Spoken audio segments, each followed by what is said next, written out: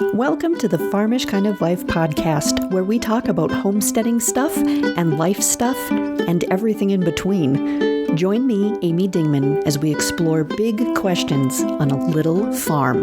Hello, everybody, and welcome back to the Farmish Kind of Life podcast. Today is Tuesday, July 30th. This is episode 287. Thank you for joining me here today. This is the Farmish Kind of Life podcast, where we're kind of working together to figure out how to be decent humans and live a good life. I am Amy Dingman of the website A Farmish Kind of Life. I live in central Minnesota on a 5-acre homestead where, let me tell you something, when I wake up in the morning and it is already 75 degrees, now I get up early, I'm up by 5 for sure. And so when I wake up and it's already 75 degrees and by 8 o'clock it's 82 degrees, I look outside and I say, did we move to Tennessee? Did we move to Arkansas? Did we move to Texas? This is Minnesota. I don't want that kind of heat here. I am built for the cold. I am built for those 20 below mornings, right? That's what I'm built for. I am built for this heat that we're having right now. Not a fan. All y'all from the south are laughing at me, and that is fine. That is fine. Because in 6 months, you're going to be telling me how it's very, very cold where you are because it's 20 degrees, and I'm going to be saying it's 30 below here, friends. It's 30 below. I'm recording right now and I'm sweating like a pig. Not like a pig, because pigs don't sweat. And that's what I'm doing. I'm sweating and I'm talking to you. What are we talking about today? Today we are going to talk about your apocalypse team. Now stick with me, friends, okay? This is going to be a little different than you might think it is. So we're going to talk about your apocalypse team and who is on it and whether or not you are on anyone else's apocalypse team. This episode's going to get a little uncomfortable if you are willing to be honest. Now, some of you might believe world chaos is on its way. This is an election year and we're getting close and there's all sorts of chaos going on in the news. So you may believe that world chaos is on its way. So you may take this episode literally. Some of you might listen to this podcast episode as more of a figurative look at life, regardless of, who you are and what you're thinking. I think this episode is going to have some deep thoughts and some aha moments and some moments for a lot of people. So that's what we're talking about today. But before we get to that, what has been happening on the Lifestead? Well, let me tell you, last time that I sent forth an episode into the world, I talked about how Nessie, the stray cat, had returned to our farm with 7 kittens. And I was like, oh my gosh, what are we going to do? Nessie is the absolute best hunter cat we have ever had on this farm. This cat will go after rats. If you go to my Facebook, if you're listening to this, in real time or, as it's coming out, if you go to my Facebook page and you look in my reels, for my videos, there is a video that I uploaded that is Nessie going after a rat and catching a rat. And it's a big rat. And she is absolutely vicious. You can tell she's been a stray. You can tell that she's been living on the streets her whole life and hunting for her babies. Because she is an absolutely amazing hunter. I've seen her get 2 rats at once. I've seen her get 8 rats in one day. And those are just the ones that I saw her get. She's an absolute amazing hunter. I am so thankful she is here, and I hope she stays. She is a wandering soul, and so I hope that she stays. I don't really have a way to make her stay. I don't have any cats in the house, and I don't think she'd be happy in the house anyway, so I'm putting it out there into the universe that Nessie will really love our big red barn and all that we have to offer. Maybe she'll just decide she's going to be permanent pest control here with maybe a couple of her kittens. I don't know, but just there you go. That's the update from Nessie, best hunter we have ever had. She's a ninja. She's incredible. What else? At the beginning of this season, we bought 6 hanging baskets of strawberries. And from those 6 baskets of strawberries, we got 24 baby strawberry plants, because those strawberry plants will send out runners, and then if you root the runners, you have another strawberry plant. So I think we ended up with 22 to 24 runner plants that did really, really well. And we have decided we're actually going to take those little baby strawberry plants and we're going to move those into our hydroponic system. That's going to be our next experiment. Now, we did have a strawberry plant in our hydroponic system last year, just one plant. We got a few strawberries from it and we were like, oh my gosh, strawberries, awesome. We're going to make some changes to the system and I'm looking forward to that because we're going to be able to have a lot of stuff in a little space. We're going to do kind of a tower system. I'm really excited because we're going to, if this all goes well, we're going to have strawberries all the time and it's going to be wonderful and I'm going to be making strawberry pies year round. It's going to be great. I'm super excited about that. One thing I'm not excited about is the raccoons are just relentless here. We do have humans on the pest control for the raccoons. You can take from that what you want, but I am now down to 3 ducks. You guys, started the season with 8. There have been no babies. And now I'm down to 3. I'm down to 1 boy and 2 girls. Not super excited about what's happening with the raccoons and the ducks. Hopefully that is going to not be a problem much longer. They're not hitting every night like they did the last time we had the problem with raccoons a couple years. Was that last year or the year before? But yeah, they're coming around. And I think they're actually ripping holes in the netting that's in our fence. And they're just grabbing the ducks through that. It's not pretty and it's not awesome, but that is farm life, that is country life, that is the truth of nature. So we'll see if I get to the end of this season with any ducks at all. Hopefully we don't have to just replenish next spring. What else? I have been much more intentional the last few weeks about getting together in person with people, calling people on the phone. My last podcast episode was a lot about that. And so I decided I was really going to be intentional about it. And I was going to be really intentional about what I was using social media for. And so I haven't been using social media as much, but I've also been very busy around the farm. So this is kind of a good time to do this. But because of that, and because I was gathering with lots of different people, just having lunch or having coffee or, whatever we were doing and just getting perspective on life and getting perspective on people and situations and all of that. And that caused me to just need to have some time to just chill out in my own brain and think about life and process things. And that is part of the reason I didn't do a podcast episode for the last 2 weeks. I was dealing with stuff in my head and trying to process stuff. And I think that's okay. I think we got to do that sometimes. So I apologize for the lack of episodes the last couple of weeks, but I think I'm coming back from a little unplanned 2-week break with a better direction in my head about stuff and things. We'll leave it at that. I'm sure the next few episodes will be telling about just some different things I've had in my mind. Anyway, that I guess that's the update of what's happening on the lifestead, other than the fact that I am sweating and I can't wait for fall, because fall is clearly the superior season, especially if you live in Minnesota, because it's so beautiful. So I can't wait. With that, let's head over to the main topic and talk about your apocalypse team and who's going to be on it and whether or not you're going to be on anybody else's.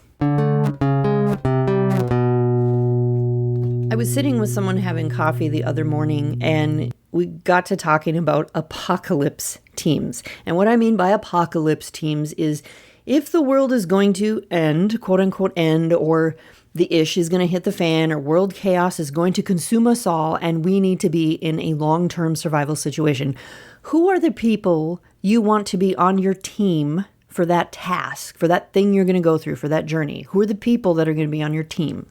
Okay. And the more we talked about it, the more I realized that this is actually a really big question. And I think it's a deeper question than most people think about. And your answers to it are actually a comment that's bigger than, this kind of possibly facetious question that most people might joke about, but don't really take seriously. This whole who is on your apocalypse team actually breaks down into a few different things. And it is, who are the people you would choose? Who are the people you would not choose? And would people choose you? So the first part of that question, who are the people you would choose? Who are the people in your life that you would scoop up to be on your team. And let's pretend that anybody in your life is fair game. So that person that you're thinking, ooh, I really want them on my team, but I bet person X, Y, and Z also wants them on their team and probably already has them on their team, so I can't pick them. And for the sake of this conversation, anyone in your life that you actually know, this can't be like some famous person from some post-apocalyptic movie or anything like that. It has to be someone you actually know. So anyone in your life that you actually know is fair game. Okay? So who are the people you would choose? But before you can actually answer that question, you have to do a little thinking about what would be useful to you in a survival situation, because we immediately think skills, right? We need that person who knows how to fix stuff, and that person who can shoot a gun, and that person who knows how to make bread or grow tomatoes, or whatever skills we think are going to be necessary in whatever version we imagine when we think of chaos, right? We have this list of skills, and we're trying to figure out what people we want on our team, right? Put a pin in that. We're going to come back to that. Who are the people you would not choose, and why? So you're putting together your apocalypse team. Here are the people that I want to be my team to go through this ish together, right? Who are the people you're not going to choose? I've heard people say things like, well, I'm not going to choose anybody who's high maintenance, right? If I'm in a survival situation, I'm not choosing someone who's high maintenance. I don't want to deal with people who don't know anything about survival. I don't want people on my team that I have trust issues with. I don't want people on my team who aren't a team player. You can fill in all the blanks here, right? And honestly, if you've spent any time at all thinking about this, either for fun or for serious consideration, you probably already know the people in your life that you would or would not want to be on your team. But I think there's a more important question. And this is the reason that I wanted to dig into this today. The more important question is this. When we're talking apocalypse teams, would people choose you? Now, it's very easy to toss up your hands and say, I don't really care if anyone would choose me. If we're talking about the end of the world, if we're talking about some apocalyptic situation, I don't really care to hang on through that, because really, who wants to stick around for that? So I'm really not going to be offended if I get picked last for kickball in this situation, right? Some of you are thinking that, and that's valid. But I think you're missing the point. We're all forming these apocalypse teams, right? Assuming we're the leader of that team, right? It's my team. This is my apocalypse team. But what if we are someone who no one else would want on their apocalypse team? What if we are someone who, when the ish hits the fan, people run from us instead of to us? And what if we don't even realize that? This is where it's going to get a little uncomfortable, you guys. When you sit down and think about this, what are your liabilities? What are your downfalls? What are the ways in which you are high maintenance, either physically or mentally or relationally? How are you living your life? What do your actions show about you as a person? Now, there is a caveat here. There's the person that we present, and then there is the person other people see, okay? And sometimes things will get lost in translation because we don't see ourselves as the person that other people see us as. They don't hear all the chatter in our brain. They don't know what our actual intentions are. They don't know what we really meant by what we said or what we did. There's almost like this reality of who we are, and then there's everyone else's reality of who we are, because everyone is viewing things through their own experience. So there is that whole side note, right? But if we take this down to the most simple things, what are people learning about who you are by what you do and what you say? Are you the person who is known for never finishing the job? Are you the person who flies off the handle? Are you the person who stirs up drama wherever you go? Are you the person who says one thing and does another? Are you the person who is constantly talking about other people behind their back? Are you the person who leaves the difficult stuff for someone else? Are you the person who doesn't want to take on the task, but then you tell everyone else how they're doing it wrong? Do you consistently bring up the problem without attempting to also suggest a solution? Are you always stuck in the negative?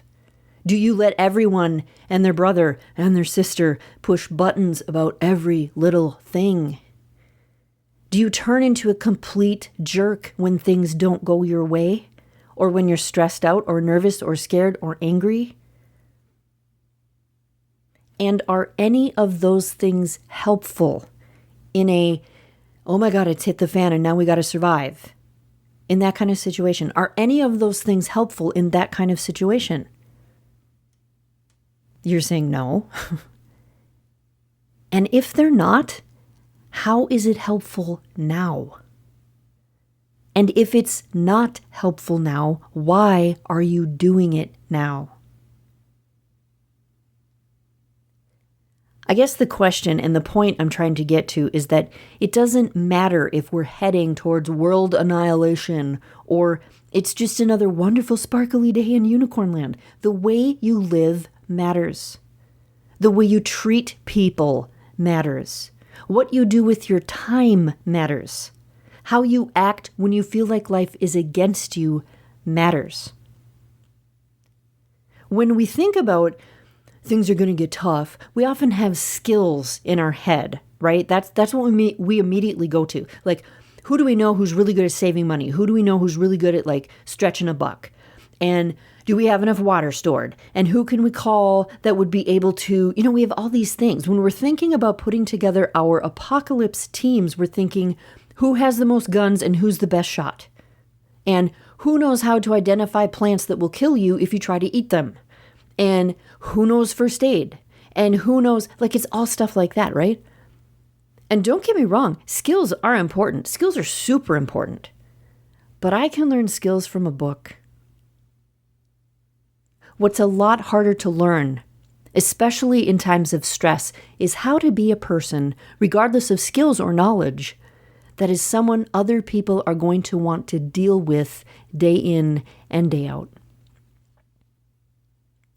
And some folks are going to counter this with, you know what, if I'm in a survival situation, I don't really care how big of a jerk Johnny or Susie is, and I don't care how high maintenance Matt is, or, whatever about Carrie, whoever. If they're going to help me survive, I'm going to learn how to deal with them. And maybe you will. But why do so many of us struggle with doing that now? Why can't you deal with Johnny or Susie or Matt or Carrie right now? When, relatively speaking, as it relates to like history and other places in the world, we've actually got it pretty good right now, comparatively speaking. And you're mad that Johnny said XYZ on Facebook, and you're mad that Susie's a vegan, and you're mad that Matt won't stop talking about Bitcoin, and you can't get over what Carrie did at, Christmas. Things aren't automatically going to get easier when things get harder. Let me repeat that, and then I'll explain what I mean. Things aren't going to get easier when things get harder. Which is to say that when life gets harder and more stressful and more iffy and more complicated, why in the world would you think that getting along with people would be easier? Why would you think that dealing with people would be less complicated? Why would you think that you would just throw up your hands and go, okay, wow, we're in a really tough situation here, so now we're just going to learn to deal with each other? Have you guys been on social media lately? Have you been out in public? Have you felt the blanket of stress and yuck and frustration and anger and anxiety that seems to like cover a really good chunk of everything right now? And because of that, do you see most people being nicer? Do you see most people being more kind and more patient with each other? Are you laughing right now? Because I am. Things don't get easier when things get harder. The way you live matters. The way you treat people matters. What you do with your time matters. How you act when you feel like life is against you matters. People are watching. What kind of person are you really? And is that the kind of person that people are going to want to hang out with when stuff gets complicated and ugly and difficult? Are you the kind of person other people would want on their team?